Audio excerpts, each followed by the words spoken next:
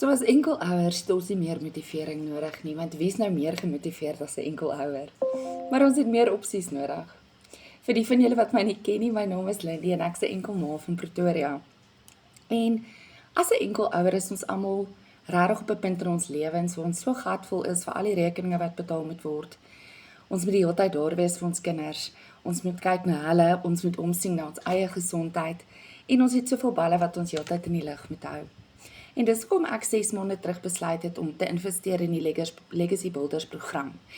Want finansiëel kon ek die druk net nie meer hanteer nie en ek het geweet ek gaan 'n addisionele inkomstestroom moet genereer om seker te maak dat ek minder stres in my lewe het, dat ek kan goedjies koop wanneer daar krisisse is en wanneer dingetjies nodig is in my huis.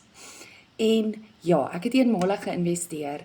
Ek het net my wifi, my selfoon en natuurlik 2 ure per dag nodig, wat ek rondom my natuurlike eie werkskedule van 8 tot 5 kan inpas. As jy 'n enkelouer is vandag, en jy kort ook meer opsies, en jy wil ook addisionele inkomste verdien, sê net vir my enkelouer in die comments, follow, like en share, sodat ons hierdie kan deel met ander enkelouers wat ook oorweldig voel, wat ook voel, joh, genoeg is nou genoeg, ergens moet daar 'n plan gemaak word. Ek kan nie wag om van jou te hoor nie, want hierdie kan jou lewe verander.